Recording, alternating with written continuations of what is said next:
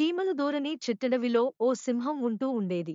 సహజంగానే బలపరాక్రమాలున్న జంతువు. మంటకు గాలి తోడైనట్లు సింహానికి అంతులేని అహంకారము ఉంది.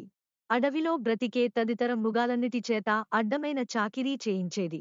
సింహం ఆడిందే ఆట, పాడిందే పాట. ఇలా ఉండగా చిట్టడవికి చెప్పలేనంత కరువొచ్చింది. ఆ కరువుకి తట్టుకోలేక మృగాలన్నీ తలో దోవా పారిపోయాయి. మృగాలకి రాజీతే మాత్రం సింహానికి తిండి తిప్పలు ఎక్కడివి? బెట్టుగా అక్కడే కొన్నాళ్లపాటు నీల్గుతూ ఉంది. కాని అది ఆఖరికి కాకులు దూరని కారడవికి ప్రయాణమై వెళ్ళింది. కాకులు దూరని కారడవిలో ఓ నక్క, గాడిద, ఎద్దు మంచి స్నేహంగా నివాసముంటున్నాయి. వాటి తిండితిప్పలు వేరైనా కలసిమెలసి ఉంటున్నాయి. సింహం అక్కడికి చేరింది. తాను వలస వచ్చినా గర్వాన్ని వదలలేదు. కాకులు దూరని కారడవికి తానే రాజునని అంది. నక్క, ఎద్దు, గాడిద మూడింటితోనూ ఒక ఒడంబడికకు వచ్చింది. అందరూ కలిసి ఆహారాన్ని సంపాదించాయి. సింహం ఒక పక్క, తతిమ్మ జంతువులు ఒక పక్క కూచున్నాయి. సింహం ఎద్దువేపు చూసి, ఎలా పంచిపెడతావో పంచిపెట్టు అని అంది. ఆహారాన్ని నలుగురికి 4 సమాన వాటాలు వేసింది ఎద్దు. సింహానికి కోపం వచ్చింది. ఎద్దు మీదకు దూకి పంజాతో చరిచింది. ఎద్దు చచ్చిపోయింది. నక్క, గాడిద లోలోపలే ఏడ్చాయి. సింహం నక్క వైపు తిరిగి ఈసారి నువ్వు పంచు అని అంది. నక్క తెలివిగలది. చప్పున దండం పెట్టి ఆహారాన్ని పంచడం నాకు చేతకాదు అని అంది. సింహం గర్వానికి అంతు లేకుండా పోయింది. సరే, నేనే పంచుతాను అని ఆహారాన్ని 3 వాటాలు చేసి ఇలా అంది.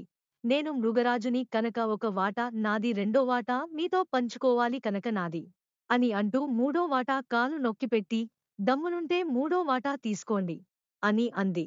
కాని సింహం కాలి కింద ఆహారాన్ని లాక్కోడానికి ధైర్యం ఎవరికుంది? ఇలా దౌర్జన్యంగా మొత్తం ఆహారాన్ని సింహం కాజేసింది. తతిమ్మ జంతువులు ఆకలితో నకనకలాడాయి. అయితే సింహం ఒక్కటే ఆత్రం కొద్దీ ఆహారాన్ని మింగింది. ఎద్దుని చంపింది కదూ, దాన్ని కూడా మెక్కింది. తిండికి చిట్టడవిలో మొగం వాచిందో ఏమో, దొరికిందే చాలనుకుని తెగతిన్నది. సింహానికి జబ్బు చేసింది. చేయదు మరి. ఆ జబ్బు ముదిరి చచ్చే స్థితికి వచ్చింది. ఇన్నాళ్లు సింహం వల్ల బాధపడిన జంతువులు వచ్చి కసిదీరా సింహాన్ని తిట్టి తన్నిపోతున్నాయి. సింహం లేవలేకపోయినా గ్రుడ్లురిమి చూచి మూలిగేది. కాని ఏ ప్రాణీ భయపడేది కాదు. బ్రతికి బాగుంటే పగదీర్చుకుంటా ననేది. గ్రుడ్లురిమి చూడ్డం వల్ల కొన్ని జంతువులు ఇంకా భయపడుతున్నాయి. ఓ రోజున గాడిద వచ్చింది. నీవు కూడా తన్నిపోవడానికే వచ్చావా అని గ్రుడ్లురిమి చూసింది సింహం. ఇంకా గ్రుడ్లురుముతున్నావా మృగరాజా? చింత చచ్చినా పులుపు చావలేదే అంది గాడిద. సింహం మళ్ళా గ్రుడ్లురిమి చూసింది. గాడిద మళ్ళీ మాటాడకుండా వెనక్కి తిరిగింది. సింహం మొగాన్ని గురిచూసి వెనక కాళ్లతో ఫెడీ ఫెడీ తన్నింది. దాంతో సింహం 2 కళ్ళూ రాలిపడ్డాయి. ఇంత బతుకు బతికి ఆఖరికి గాడిద చేతకూడా తన్నులు తిని చావవలసి వచ్చింది.